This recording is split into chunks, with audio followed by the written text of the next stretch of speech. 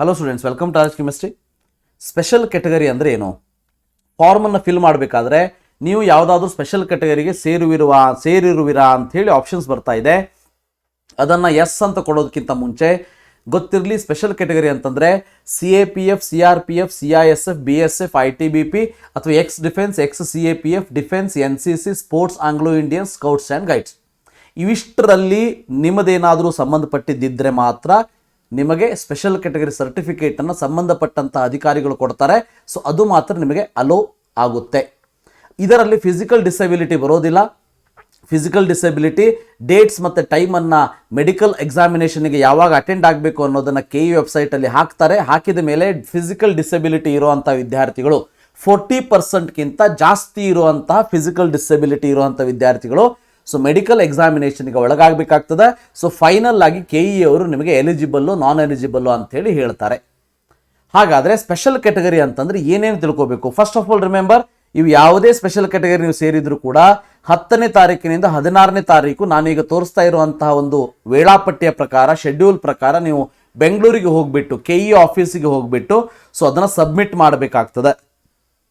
So special category ಸರ್ಟಿಫಿಕೇಟನ್ನು submit ಮಾಡೋದಕ್ಕೆ ಯಾರ್ಯಾರಿಗೆ ಅವಕಾಶವಿದೆ ಅಂತಂದರೆ, ಯಾರ್ಯಾರು ಈಗ ಅಪ್ಲಿಕೇಶನ್ ಫಾರ್ಮನ್ನು ಫಿಲ್ ಮಾಡಬೇಕಾದ್ರೆ ಮೇಲೆ ಕಾಣ್ತಾ ಇರುವಂಥ ಯಾವುದೇ ಒಂದು ಕ್ಯಾಟಗರಿಗೆ ನೀವು ಸೇರಿದ್ದೀರಿ ಅಂತ ಇದ್ದರೆ ಸೊ ನಿಮಗೆ ಸ್ಪೆಷಲ್ ಕ್ಯಾಟಗರಿಯಲ್ಲಿ ಎಸ್ ಅಂತ ಹಾಕಬೇಕಾಗ್ತದೆ ಅಪ್ಲಿಕೇಶನ್ ಫಾರ್ಮಲ್ಲಿ. Then only you are eligible to submit the certificate. ಗೊತ್ತಿರಲಿ, ಯಾವುದೇ ಕಾಸ್ಟ್ ಇರ್ಬೋದು, ಇನ್ಕಮ್ ಸರ್ಟಿಫಿಕೇಟ್ ಇರ್ಬೋದು, ಅವೆಲ್ಲ ಬೇರೆ, ಅದು ಇದಕ್ಕೆ ಸಂಬಂಧ ಇಲ್ಲ. ಅದಾದಮೇಲೆ ಸ್ಪೆಷಲ್ ಕ್ಯಾಟಗರಿ ಬೆನಿಫಿಟ್ ನಿಮಗೆ ಬೇಕು ಅಂತಂದರೆ 2 set photo copy of original special category ಸರ್ಟಿಫಿಕೇಟನ್ನು ಇನ್ ಪರ್ಸನ್ ಅಂದರೆ ನೀವೇ ಖುದ್ದಾಗಿ ಹೋಗಿ ಆಫೀಸಿಗೆ ಹೋಗಿ ಸಬ್ಮಿಟ್ ಮಾಡಬೇಕಾಗ್ತದೆ. ಸೊ ಎಲಿಜಿಬಲ್ ಅಂಡರ್ NCC ಮತ್ತು ಸ್ಪೋರ್ಟ್ಸ್ ಕ್ಯಾಟಗರಿ ಇದ್ದವರು ಸೊ ನೀವು you have to submit the certificate which is issued by the NCC or sports events.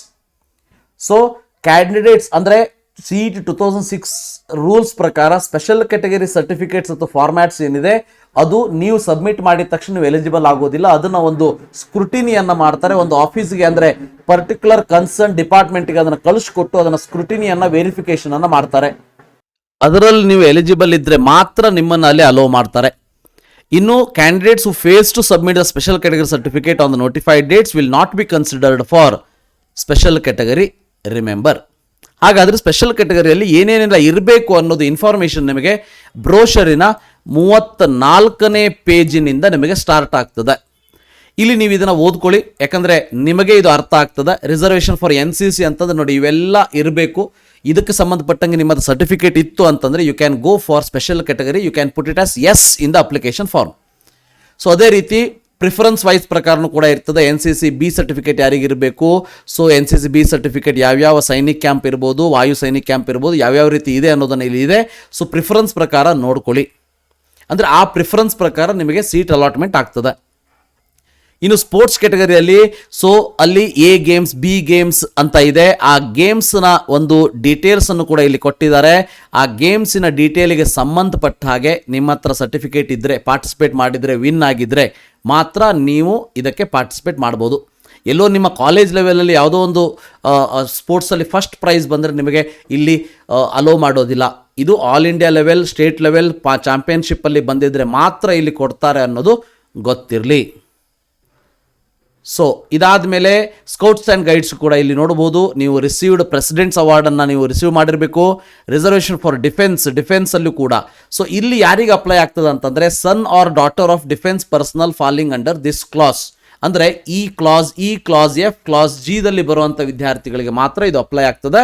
So ಆ ಕ್ಲಾಸಸ್ಗಳ ಬಗ್ಗೆ ಮುಂದಿನ ಒಂದು ವಿಡಿಯೋದಲ್ಲಿ ನಾನು ಡೀಟೇಲ್ ಆಗಿ ಹೇಳ್ತೀನಿ. ಸೊ ನೀವು ಕೂಡ ಇದರಲ್ಲಿ ಓದ್ಕೊಳ್ಬೋದು. ಇನ್ನು son or daughter of ex serviceman falling under ex defence category. So reservation for physically disabled ಏನಿದೆ ಇಲ್ಲಿ ನೋಡ್ಬೋದು. 40% ಎಬೋವ್ ಇದ್ದರೆ medical certificate issued by the competent doctor, ನೀವು ಅದನ್ನು ಸಬ್ಮಿಟ್ ಮಾಡಬೇಕಾಗ್ತದೆ. ಅದರ ಜೊತೆಗೆ KEಯಲ್ಲೂ ಕೂಡ ಮೆಡಿಕಲ್ ಎಕ್ಸಾಮಿನೇಷನ್ಗೆ ಒಳಗಾಗಬೇಕಾಗ್ತದೆ ಅನ್ನೋದು ಗೊತ್ತಿರಲಿ. ಸೊ ಆಂಗ್ಲೋ ಇಂಡಿಯನ್ ನೋಡಿ, ಆಂಗ್ಲೋ ಇಂಡಿಯನ್ ಯಾವ ರೀತಿ ಇರಬೇಕು? Central armed police force. So candidates claiming under this category ಇಲ್ಲಿ ನೋಡ್ಬೋದು. So should produce certificate from the record office of the CAPF unit.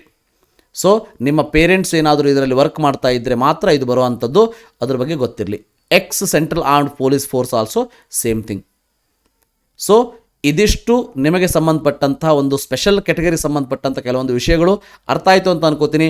ಮತ್ತೊಂದು ಸಾರಿ ಹೇಳ್ತೀನಿ, ಸ್ಪೆಷಲ್ ಕೆಟಗರಿಯನ್ನು ನಿಮಗೆ ನೀವು ಇದು ಯಾವುದೇ ಸ್ಪೆಷಲ್ ಕೆಟಗರಿಲಿ ಬರ್ತೀರಿ ಅಂತ ಅನಿಸಿದರೆ, ಈಗ ನಾನು ಮೆನ್ಷನ್ ಮಾಡಿರೋದ್ರಲ್ಲಿ ಅಪ್ಲಿಕೇಶನ್ ಫಾರ್ಮಲ್ಲಿ ಎಸ್ ಅಂತ ಹಾಕಿ, then only you can submit the certificate. Thank you. Have a nice day.